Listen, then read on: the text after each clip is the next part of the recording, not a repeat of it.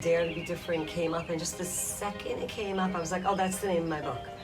It was just there, and like, why would you want to name it that? I'm like, no, that's the name I want. You know, that is my name, Dare to Be Different. I like that, because that's what I'm about, daring to be different.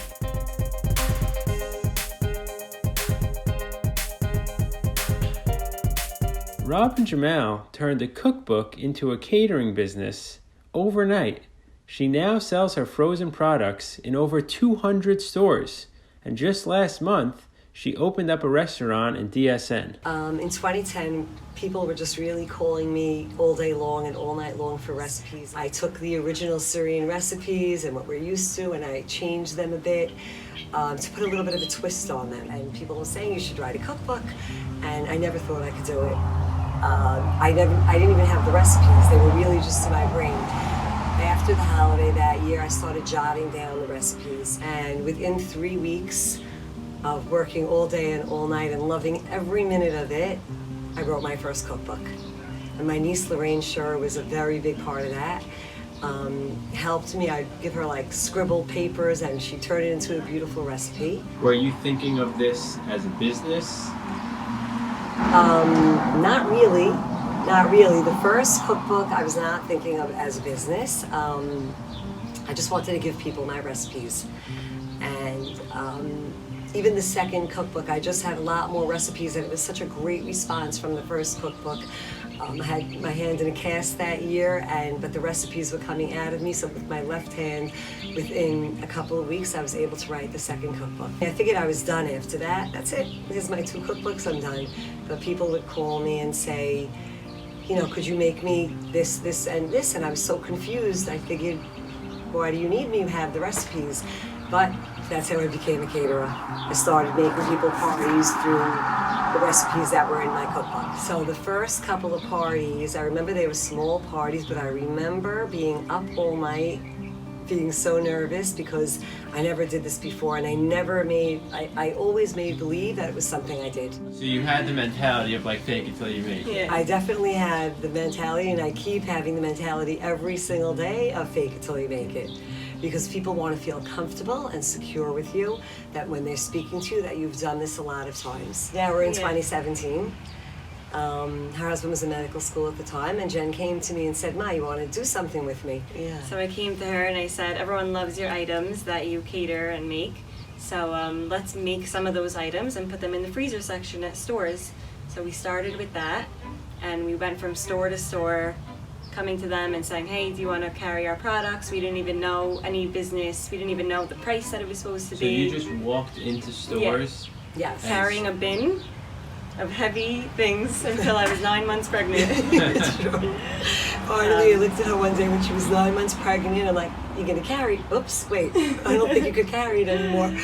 And so where did you start? Like, which stores did you first go to? So we first went to Uri's Market, and we did very well there. And really, we love the guys at Uri's Market. They really helped us out a lot. Yes. And they trusted us right away. They gave us a big section, and they were into it. They helped us, told us what's good, what's bad. Yes. And that really started us off. So you gained a lot of credibility from the cookbook and from the catering business. Yes. And now when you were ready for this, people already knew who you were. You had a reputation. They knew her name. Yes. We said, let's try to go to Pomegranate. There's different people there. Right. So we were still carrying our bins into Pomegranate. We walked in, and we didn't know, we didn't understand half of the things that the salesman was asking us. We didn't know what an SKU was. They asked us if our products have UPC codes. That's it. And I remember Googling on the side, what's a UPC code? And they were like, okay, so we'll take a few cases. We left, we're like, what's a case? How many? Yes. How many things are in a case? How many should we put in a case? Well, how did you go from making the cauliflower in your kitchen and going to a few stores to now being in 200 stores? Last year in November, we were in Kosher Fest, and which is what? A food show. It's a kosher food show. So a lot of people came there, and that's really how we got our product out to the supermarkets that we're in right now. And my husband, Marvin, came in, and he helped us to get it into the 200 stores that we're in right now. Let's start with the school lunches. Last summer, Flatbush Yeshiva came to me and asked me if I'd be able to make some school lunches for them. I had the kitchen anyway, and I said I might as well give it a try. From there, Bar Guy called me and the center called me, and before we knew it, we were making about 600 school lunches a day. Since we were making those school lunches anyway, we said why not put those items onto Uber Eats so people could order them. So we put them on, but then we realized that's not really who we are, just kids' lunches. So let's try to expand the menu into more healthy items, more stuff for adults. So just to clarify, just so people understand, what you're selling on Uber Eats is not just the cauliflower. No, Not at all. not at all. We were No. selling all different kind of pizzas, grilled salmon, salads, rice paper wraps, just different things that me and Jen would come up with. Obviously it was a crazy year with Corona, and it's always okay to adjust and take a few minutes out to think about what you want to do, how to go forward. About 2 weeks ago, I just decided that I would take DSN, a little pop-up shop there, and to open it up for the summer. And we got it open within a week. So we said why not have cauliflower crust pizzas, and people could put their own toppings. And of course also regular pizzas. So now people can come and put any toppings they want on any crust, either cauliflower crust, broccoli crust, or regular. And we also have our crisps. Do you ever lose Yeah, Yeah, a confidence? lot of definitely. times. A lot of times. And She'll call me and say, I'm not a caterer anymore. No one's Yeah. calling me. This is all the time. And then the next week she'll be like, I'm so busy. I don't know Exactly. what to do. So catering is not a job that you wake up every day and you have something to do. So it comes back. You have to have patience. It's seasonal. Let's get a little bit personal. What's it like working with each other, having a mother-daughter duo? It's a great opportunity. It's brought us very close. I think we were always close, but definitely working together. It's like a non-stop, 24/7 phone calls back and forth. We really do see eye to eye. We don't really disagree so much. It is hard working with family just because you have to separate family and Yes. work. Like Friday night dinner, for some obvious reason, it always comes back to talking about business. But sometimes you have to say, okay, it's Shabbat, let's separate it. Passion or necessity? Both. And it started off as passion. Started off as passion and necessity. I mean, we grew a family Right. business from it. Right. Actually, you're right. It was necessity. Yeah, it was also. necessity also. Yeah. Yeah. I think it's okay to take the chances. I think it's okay to just be out there and take a chance, because without taking a chance, it won't happen.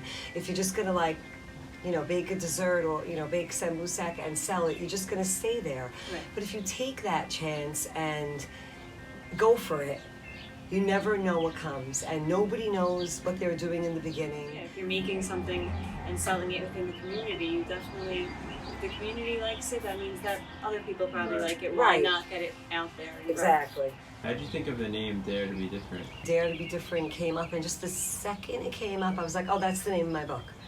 It was just there, and like, why would you want to name it that? I'm like, no, that's the name I want. That is my name, Dare to Be Different. I like that, because that's what I'm about, daring to be different. You ever go to Fuji?